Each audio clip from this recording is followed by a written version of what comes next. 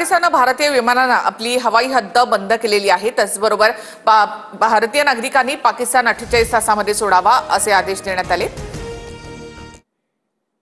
तर पाकिस्तान मंत्र्यांची ही पत्रकार परिषद। भारताच्या ॲक्शनमुळे पाकिस्तान हादरलेला आहे। भारताने पाकिस्तानवर जे मोठे निर्णय घेतले त्यानंतर आता भारताकडून अरबी समुद्रात देखील चाचणी घेण्यात आली। अटारी बॉर्डर बंद करण्यात आली। पाकिस्तानी नागरिकांचा व्हिसा रद्द करण्यात आला। भारताकडून ॲक्शन सुरू झालेली आहे आणि त्यानंतर पाकिस्तानला भांबावलेल्या पाकिस्तानने देखील दरपोक्ती करत आता भारतीय विमानांना आपली हवाई हद्द बंद केली आहे। ॲक्शन सुरू, पाकिस्तान हादरला। भारताची अरबी समुद्रात मिसाईल चाचणी। भारतीय नौदलानं गुरुवारी दुपारी अरबी समुद्रात मिसाईल चाचणी केली।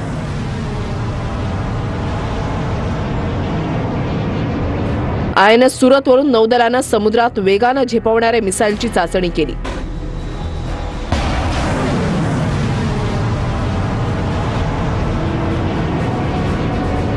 नौदलाची मिसाईलची चाचणी यशस्वी झाली।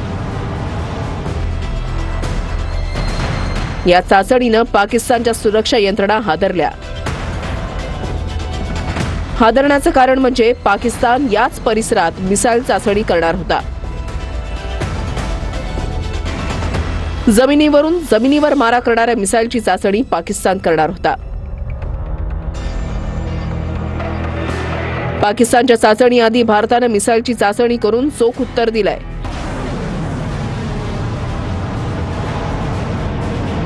दोन्ही देशांच्या या हालचालींमुळे अरबी समुद्रात तणाव वाढलाय। पाकिस्ताननं अरबी समुद्रात नो फ्लाय झोन घोषित केलाय। भारताच्या सुरक्षा यंत्रणा पाकिस्तानच्या हालचालींवर लक्ष ठेवून आहेत।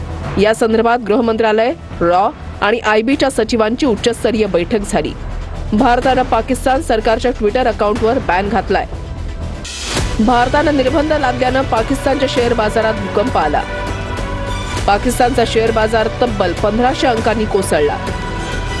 भारत पाकिस्तान दरम्यानची अटारी बॉर्डर भारतानं बंद केली। अटारी बॉर्डरवरून पाकिस्तानी नागरिक परतायला सुरुवात झाली आहे। पाकिस्तानी नागरिकांचा व्हिसाही रद्द करण्यात आलाय। दरम्यान रशियन मीडियानं दोन्ही देशात मोठं काहीतरी होणार असल्याचा दावा केलाय। पंतप्रधान मोदींनी अतिरेक्यांना चुन चुन के मारेंगे असा इशारा दिलाय। मैं बहुत स्पष्ट शब्दों में कहना चाहता हूं, जिन्होंने ये हमला किया है उन आतंकियों को और इस हमले की साजिश रचने वालों को उनकी कल्पना से भी बड़ी सजा मिलेगी। अब आतंकियों की बची खुची जमीन को भी मिट्टी में मिलाने का समय आ गया है। India will identify, track and punish every terrorist and their backers. भारताच्या कायदेशीर स्ट्राईक नंतर पाकिस्तान घाबरलाय। पाकिस्तानकडून सुद्धा भारतावर निर्बंध घालण्यात आले। दोन्ही देशांमध्ये त्यामुळे तणाव वाढलेला आहे। पाणी थांबवणं म्हणजे युद्धासारखी कारवाई करणं असं पाकिस्तानचं म्हणणं आहे। सर्व भारतीयांना 30 एप्रिलपर्यंत पाकिस्तान सोडण्याचे आदेश देण्यात आले। भारताच्या ॲक्शननं पाकिस्तान हादरलाय आणि भारतासाठी वाघा बॉर्डर पाकिस्ताननं बंद केलाय। हवाई क्षेत्र देखील बंद केलंय। भारतासाठी वाघा बॉर्डर आणि हवाई क्षेत्र पाकिस्ताननं बंद केलंय। भारतानं बॉर्डर बंद केल्यानंतर पाकिस्ताननंही वाघा बॉर्डर बंद केली आहे। पाकिस्ताननं भारतीय विमानांसाठी त्यांचं हवाई क्षेत्र बंद केलंय। भारतीयांना दिलेला व्हिसा रद्द केलाय। शिमला करार संपवण्याचा इशारा दिलाय। भारतासोबतचा द्विपक्षीय व्यापार पाकिस्ताननं बंद केलाय। सर्व भारतीयांना 30 एप्रिलपर्यंत पाकिस्तान सोडण्याचे आदेश देण्यात आले। पाणी थांबवणं म्हणजे युद्धासारखी कारवाई करणं असल्याचं पाकिस्ताननं म्हटलंय।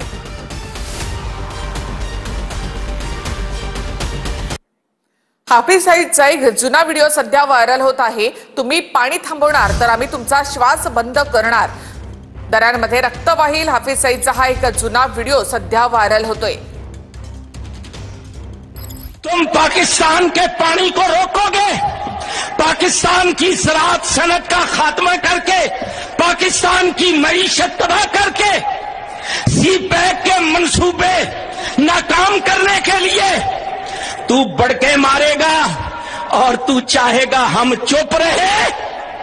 सुन, अगर तू पानी बंद करेगा इंशाअल्लाह हम तेरी सांस बंद करेंगे, इन दरियाओं में फिर खून बहेगा। पहलगाम मधल्या हल्ल्यानंतर राष्ट्रपती द्रौपदी मुर्मू यांच्यासोबत बैठक झालेली आहे।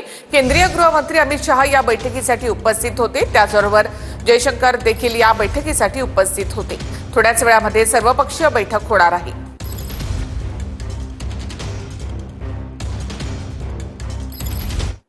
अतिरेक्यांनी आधी धर्म विचारला आणि त्यानंतर गोळ्या घातल्या। डोंबिवलीमधल्या पर्यटकांनी आपबीती सांगितलेली आहे।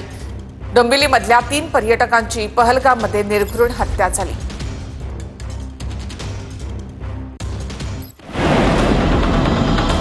साइड में एक इंसान है, उसने उसको गोली मार दी। पर्यटकांच्या हत्येची थरकाप उडवणारी कहाणी, अतिरेक्यांच्या निर्घृणतेचा कळस। पहलगाममध्ये दहशतवाद्यांनी 26 पर्यटकांची निर्घृण हत्या केली। अरे नहीं हम लोग फौज हैं, हम लोग बैठो हम लोग फौज हैं, बैठो हम लोग फौजी हैं, कुछ नहीं करेंगे, आपकी सेफ्टी के लिए। या हत्याकांडाची थरकाप उडवणारी कहाणी डोंबिवलीच्या पर्यटकांनी सांगितली। दहशतवाद्यांनी पहिल्यांदा हिंदू आणि मुस्लिमांना वेगळं होण्यास सांगितलं, त्यानंतर कोणतेही पर्यटक वेगळे झाले नाहीत। नंतर दहशतवाद्यांनी हिंदू कोण आणि मुस्लिम कोण हे विचारायला सुरुवात केली आणि त्यानंतर गोळीबार करून पर्यटकांची हत्या केली। विचारलं की कोण हिंदू आहे कोण मुस्लिम आहे म्हणून। मग संजय काकांना पहिले असं त्यांनी हात वरती केला, तर त्यांना पहिले गोळी मारली। नंतर हेमंत काकांना मारली। ते विचारायला गेलेले की काय झालंय नक्की, तर क्या हुआ है, कुछ हुआ है क्या, हम कुछ नहीं कर रहे असं हे बोलतात। त्यांनाही गोळी मारली। माझे बाबाही तिथे गेले। माझे बाबाही बोलले की गोळी नका मारू म्हणून, आम्ही काही नाही करत। तर तिथेच त्यांनाही गोळी मारली माझ्यासमोर। मी काहीच नाही करू शकली आणि दहशतवादी सुमारे 20 मिनिटं पर्यटकांच्या समोर उभे होते। सर्व पर्यटक यावेळी जमिनीवर झोपले होते। अतिरेकी निघून गेल्यावर अनेक पुरुष पर्यटक रक्ताच्या थारोळ्यामध्ये पडले होते। गोळ्या चालल्या तर माझा हात माझ्या वडिलांच्या डोक्यावरती होता। तर एक म्हणजे माझ्या हाताला काहीतरी जाणवलं मला की काहीतरी इथे पडलंय। तर मला असं काय वाटलं की माझ्या हातावरती गोळी मारली आहे। आणि नंतर मी जेव्हा उठून बघितलं तर मी माझ्या बाबांचं डोकं बघितलं, तर ते पूर्ण रक्ताच्या ह्याच्यात माखलेले होते। पर्यटकांनी इथे आतंक माजवलाय असं अतिरेकी म्हणत होते। त्यांनी डोक्याला गोप्रो कॅमेरे लावले होते। अतिरेकी निघून गेल्यानंतर स्थानिक घोडेस्वारांनी जखमी पर्यटकांना मदत केली। काही स्थानिकांनी पर्यटकांना जीव वाचवण्यासाठी तिथून निघून जा असं सांगितलं, त्यामुळे पर्यटक खाली उतरले। त्याच दरम्यान ती लोक पण असे बोलत होते, म्हणजे ते आतंकवादी बोलत होते की आप लोगों ने यहाँ पे आतंक मचा के रखा है, असं करून त्यांचं फायरिंग चालू होतं। म्हणजे पर्यटक फक्त फिरायला येतात, त्यांनी काय आतंक केलाय तिथे। बीएसएफचा एक जवान चुकीनं पाकिस्तानच्या बॉर्डरमध्ये गेला। जवान पूनम कुमार चुकीनं पाकिस्तानात गेला। पाकिस्तानच्या सैन्यानं बीएसएफच्या जवानाला ताब्यात घेतलेला आहे। पूनम कुमार श्रीनगरच्या बीएसएफच्या युनिट 24 मध्ये तैनात होते। आताची महत्त्वाची बातमी, पाकिस्तानच्या सैन्यानं बीएसएफच्या जवानाला ताब्यात घेतलेला आहे। पूनम कुमार असे या जवानाचं नाव आहे। बीएसएफच्या युनिट 24 मध्ये तो तैनात होते। बीएसएफचा एक जवान चुकीनं पाकिस्तानच्या बॉर्डरमध्ये गेला। लष्कर प्रमुख जम्मू काश्मीरच्या दौऱ्यावर जाणार आहेत। लष्कर प्रमुख पहलगाममध्ये जाऊन घटनास्थळाची पाहणी देखील करणार आहेत। तर लष्कर प्रमुखांकडून पहलगाममध्ये जाऊन घटनास्थळाची पाहणी केली जाणार आहे। त्यासाठी लष्कर प्रमुख जम्मू काश्मीरच्या दौऱ्यावर जात आहेत। कौस्तुभ गणगोटे यांच्या पत्नीनं शरद पवारांसमोर सांगितला अंगावर काटा आणणारा अनुभव. माझ्यासमोर पतीला गोळ्या घातल्या गेल्या असं संगीता गणगोटे यांनी म्हटलं. मदत उशिरा मिळाली तोपर्यंत कौस्तुभ गणगोटे यांचा मृत्यू झाला होता असं संगीता गणगोटे यांनी म्हटलं. आम्हाला अजान म्हणा असं सांगत होते. एका मुस्लिमानं अतिरेक्यानं अडवलं तर त्याला देखील गोळ्या घातल्या असं संगीता गणगोटे यांनी म्हटलं आहे. तुम्ही ते काय वाचा आम्ही सगळ्या लेडीज होतो तिथं तर सगळ्यांनी मोठमोठ्यांनी आजार म्हटली. सगळ्यांनी आमच्या माणसांना मारलं. 4 जण नसली आणि त्यांचा मित्र असा कोपऱ्यात बसला होता. त्याला बोलवून घेतलं. आजान पडताय क्या बोलताय क्या कुछ. आम्ही त्याचा ऐकून पटापट टिकल्या काढून फेकल्या की आम्हाला मारायला नको म्हणून. आणि सगळे अल्लाह अकबर म्हणायला लागलो. एकाला तर गेट तिथं तो मुस्लिमच होता. तो म्हटला तुम्ही कशाला निर्बळ लोकांना मारते त्यांनी काय चुकी केली तर त्याला तर कपडे काढून गोळ्या झाडल्या. पहलगामच्या दहशतवादी हल्ल्यामध्ये मृत्युमुखी पडलेल्या पुण्यातील संतोष जगदाळे आणि कौस्तुभ गणगोटे यांच्यावर अंत्यसंस्कार करण्यात आले आहेत. शरद पवारांनी जगदाळे आणि गणगोटे कुटुंबियांची भेट घेऊन त्यांचं सांत्वन केलं होतं.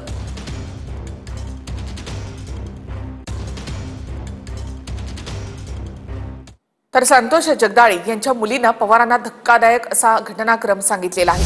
दहशतवाद्यांनी डोळ्यात गोळ्या घातल्या असं आसावरी जगदाळे यांनी म्हटलं. दहशतवाद्यांनी लहान मुलांना सुद्धा सोडलं नाही असं आसावरी जगदाळे यांनी म्हटलं आहे. शरद पवारांनी जगदाळे कुटुंबियांची भेट घेतली. आसावरी जगदाळेंनी पवारांना घटनाक्रम सांगितला. डोळ्यात गोळ्या मारल्या. त्याने थेट गोळ्या घातल्या. काही विचारलं देखील नाही. ते मास्क लावून आले होते. शेर आला म्हणून पळून गेले. तिकडे कुणीच नव्हतं. अधिकारी किंवा सुरक्षा रक्षक असणं गरजेचं होतं. उपचारासाठी दिरंगाई झाली. तिकडचं टुरिझम बंद करा, कायमचा बंदोबस्त करा. त्यांना तशाच गोळ्या घाला. लहान लहान मुलांनाही मारलं. आम्ही चिखलात पडलो. ते 5 जण होते. त्यांनी मास्क घातलं होतं. मला माझ्या वडिलांचा चेहरा देखील बघायला मिळाला नाही. ते आमच्याकडे आले. त्यांनी माझ्या वडिलांना उठवलं. ते डायरेक्ट बोले चौधरी तू उठ आणि बाहेर आ. आणि तो असं घाबरवत होता त्यांना की तू मुसलमान है क्या, तू अजान पढ़ के बता असं. तर मग माझे वडील बोले की आप जो बोलो मैं करता हूँ बट आप मारो मत. हम लोगों ने तुम्हारी औरतों को और बच्चों को नहीं मारा है पर तुम लोगों की सरकार ये बोलती है. म्हणून त्यांनी माझ्या वडिलांना 3 बुलेट्स फायर केला. एक डोक्यात मारली, एक कानापासून गेली आणि एक साईडला लागली आणि ते डायरेक्ट पडले खाली. की माझ्या समोर जे काका आहेत ते झोपलेत. काफिर आहे असं म्हणून त्यांनी गोळी घातली. ती मागणं त्यांच्या डोळ्यातनं बाहेर पडली. त्यांचा डोळा फुटला. मी श्रीनगर म्हणजे आम्ही ज्या दिवशीपासून त्या ट्रिपमध्ये होतो, आमचा जो ड्रायव्हर होता तो तिकडचा लोकल मुस्लिम होता, काश्मीरी. तो माणूस इतका चांगला होता की तो आम्ही एअरपोर्ट वरनं फ्लाईट आमची टेक ऑफ करेपर्यंत तो तिथे होता आमच्यासाठी. त्याला आत नव्हते सोडत पण तो कंटिन्युअस माझी फोनवर बोलत होता की सिस्टर आपको कुछ हेल्प चाहिए तो आप बताओ. तो माणूस ढसाढसा रडला मला सोडताना शेवटला की सिस्टर आप कुछ भी हेल्प चाहिए आप मुझे बताओ. मग अशी तिथली लोकल खूप लोक म्हणजे आम्हाला तिथे ज्या लेडीज सपोर्ट करत होत्या, ज्या ऑफिसर्स होत्या, त्या आमच्यासाठी रडत होत्या की हमें बहुत बुरा लग रहा है की आप लोगों के साथ ये हुआ है. पहलगाममधल्या या हल्ल्यानंतर मोदींनी पाकिस्तानवर कायदेशीर स्ट्राईक देखील केला असं उपमुख्यमंत्री एकनाथ शिंदेंनी म्हटलंय. पंतप्रधान मोदींनी दिलेला इशारा पाकिस्तानला संपवण्याचाच असं शिंदेंनी म्हटलंय. जे मोदीजींनी निर्णय घेतलाय, आज गृहमंत्र्यांना तात्काळ इथं पाठवलं, अमित शाह साहेबांना एक एवढा मोठा कॉग्निझन्स घेतलाय आणि फटाफट निर्णय घेतलेत. कायदेशीर स्ट्राईक केलाय. आता सर्जिकल स्ट्राईक आता तर म्हणजे मोदी साहेब म्हणालेत की सगळ्यांच्या कल्पनेच्या बाहेरचा म्हणजे पुरा पाकिस्तानचं नामनिशाण मिटवण्याचंच काम आहे. तर मी लोकांना काश्मीरमधून महाराष्ट्रामध्ये घेऊन जाण्यासाठी आलो आहे असं उपमुख्यमंत्री एकनाथ शिंदेंनी म्हटलं. यामध्ये राजकारण कशाला आणता असंही शिंदेंनी म्हटलेलं आहे.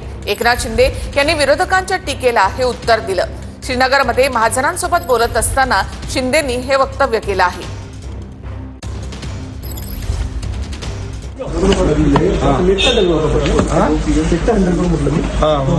लोक खुश आहेत म्हटलं तुम्हाला काय बुजुर्गांना राहून बघितलं बोलतोच हे म्हटलं वेळ आहे. त्याच्यात काय राजकारण करायचं ते सांगितलं दाखवलं जम्मू काश्मीरमध्ये सर्वपक्षीय बैठकीचं आयोजन करण्यात आलेलं आहे. पहलगाममधील दहशतवादी हल्ल्यानंतर या बैठकीचं आयोजन करण्यात आलंय. जम्मू काश्मीरचे मुख्यमंत्री उमर अब्दुल्ला यांच्या नेतृत्वामध्ये सर्वपक्षीय बैठक बोलावण्यात आली. जम्मू काश्मीरचे मुख्यमंत्री उमर अब्दुल्ला यांच्या नेतृत्वाखाली ही बैठक बोलावण्यात आली होती. सर्वपक्षीय बैठक या ठिकाणी बोलावण्यात आली. मृतांना या ठिकाणी श्रद्धांजली वाहण्यात आली.